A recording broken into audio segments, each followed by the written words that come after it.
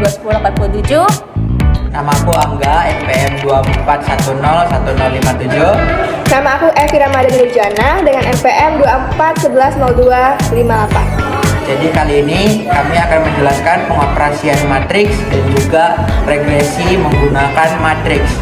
Stay tune. Jangan lupa nonton. Oke, melanjutkan dari pertemuan kemarin, kan kita kemarin sudah membahas tentang operasi matriks dan sekarang kita akan membahas persamaan linear dengan mengerjakannya dengan matriks. Nah, di sini Y itu kita notasikan sebagai mobil terjual, X1 itu sebagai budget promosi yang digunakan untuk menjual mobil, dan X2 itu salesman. Nah, langsung saja kita mencari X1-nya. Caranya adalah kalian ketik sama dengan kalian klik X1, kemudian kalian klik shift dan klik 6 agar bisa menghasilkan topi seperti ini, dan klik 2. Tinggal enter. Dan sekarang kalian tarik ke bawah untuk bisa menghasilkan ke bawah. Nah, ini sama ya hasilnya. 12 pangkat 2 itu kan 144. Untuk X2 itu sama, yaitu sama dengan klik X2-nya, topi, dan 2.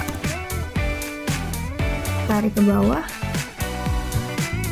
Untuk X1 ini sebenarnya sama, tapi beda simbol saja. Di sini kan kita klik X1 dulu, kemudian klik shift dan tanda 8 untuk bisa menghasilkan tanda bintang.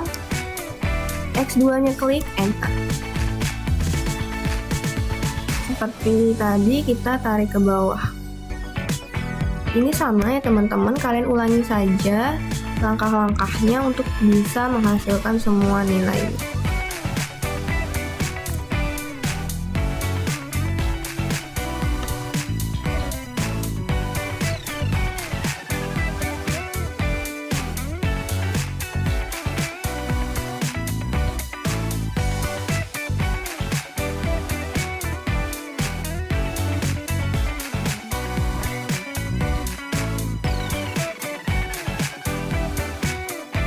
Kemudian untuk menghasilkan Y X1 X2 ini teman-teman tinggal klik sama dengan, kemudian sum, dan kalian tarik aja.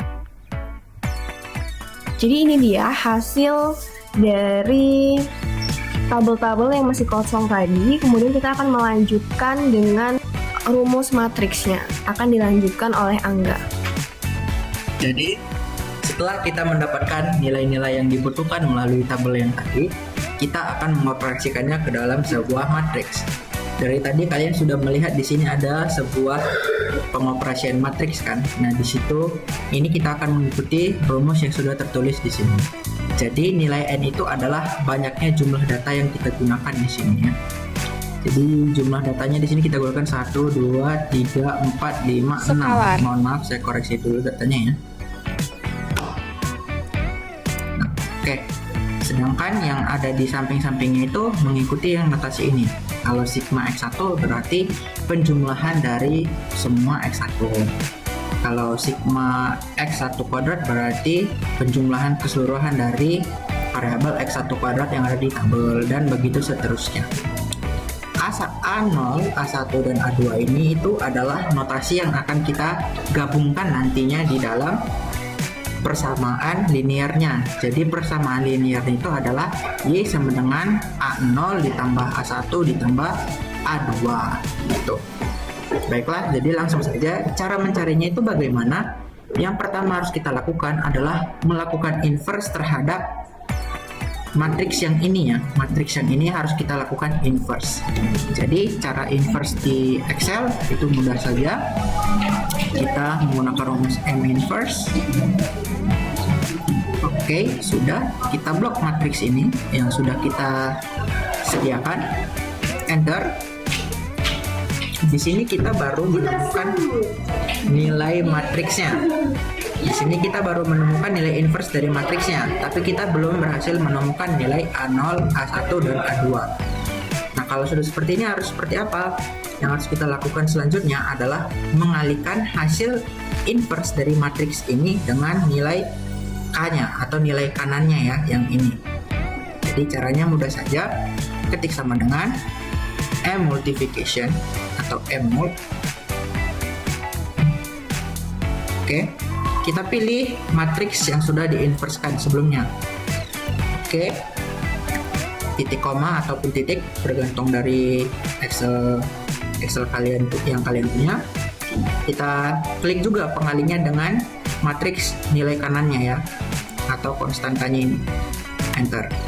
Maka kita sudah mendapatkan nilai 3 buah ini, 3 ordo yang baru ini ya, setelah dikalikan dan nilainya sini semua positif.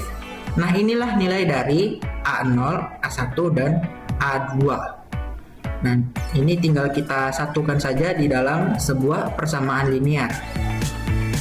Oke, jadi setelah kita mendapatkan nilai dari A0, A1 dan A2, kita tinggal memasukkannya ke dalam sebuah persamaan linear yang bentuknya seperti ini. Jadi saya bacakan secara cepat saja. Y sama dengan 0,32 sekian ditambah 0,12 sekian X1 ditambah 0,27 sekian X2.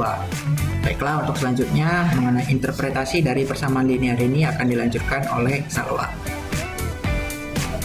Oke teman-teman, jadi interpretasi dari semua yang udah dijelaskan pada sama Evi dan Angga tadi, kita bisa simpulkan nih bahwa ketika si X1 atau budget promosi ini itu tidak bertambah dan kemudian X2-nya atau salesman ini juga 0, maka akan ada tetap mobil yang terjual sekitar 0,3252.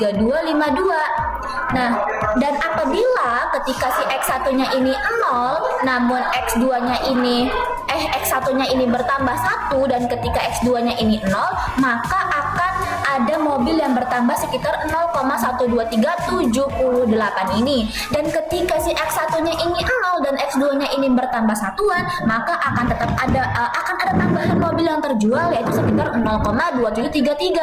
Namun teman-teman, interpretasi dari semua ini itu regresi ini tidak terlalu rasional karena tidak mungkin ada mobil yang terjual ukurannya itu hanya 0, sekian. Tetapi kita bisa dapat tahu nih pengaruh antara budget promosi dan salesman terhadap mobil yang akan terjual di suatu perusahaan kayak gitu. Baik, itulah presentasi dan penjelasan video yang dapat kami sampaikan. Kurang lebih kita mohon maaf. Mengakhiri. Terima kasih.